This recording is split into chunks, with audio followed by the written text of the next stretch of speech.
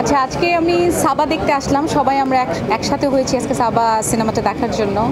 অনেক দিন ধরেই আমরা এটার প্রচারণা দেখছিলাম, বিভিন্ন দেশের বাইরে অনেক অ্যাওয়ার্ড জিতেছে এই সিনেমাটা।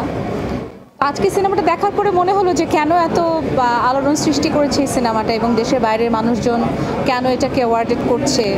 আজকে সিনেমাটা দেখার পরে মনে হলো মেহজাবিনের অভিনয়ের মানে ভক্ত আমি অনেক আগে থেকেই।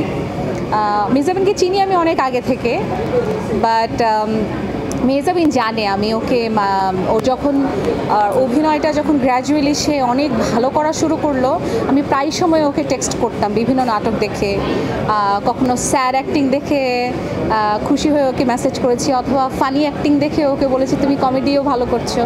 বাট আজকে আসলে সাবার লাস্ট সিন পর্যন্ত মানে কেউ চোখ ফেরাতে পারেনি যে একটা অভিনেত্রীর অভিনয় দিয়ে যে পুরো সিনেমাটা এরকম মানে মানে লাস্ট পর্যন্ত এরকম তাকিয়ে থাকলো সবাই হলের মধ্যে, এবং প্রত্যেকটা মুহূর্ত সবাই এনজয় করেছে। এবং মেহজাবিনের অভিনয় আসলে বলে শেষ করা যাবে না। ইভেন পুরো মুভিটাই বানানো থেকে শুরু করে যারা বানিয়েছেন, এবং রোকিয়া প্রাচী আপু এত ভালো অভিনয় করেছেন, এবং আরও যে ক্যারেক্টারগুলো ছিল সবাই সমানভাবে খুব ভালো অভিনয় করেছে। আর সত্যি কথা বলতে আসলে মেহজাবিনের অভিনয় অসাধারণ ছিল।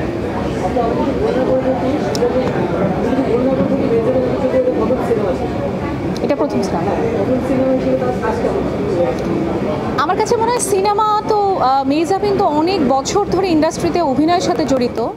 আমার কাছে মনে হয় যেমন আমাকে এই কোয়েশ্চেনটা করে অনেক সময় যে আপু আপনি কোন মাধ্যমে গান গাইতে পছন্দ করেন, স্টেজে নাকি টেলিভিশনে নাকি সিনেমাতে নাকি অ্যালবামে?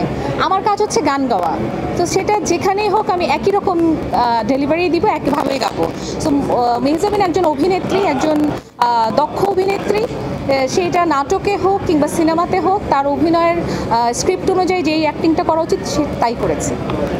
Thank you.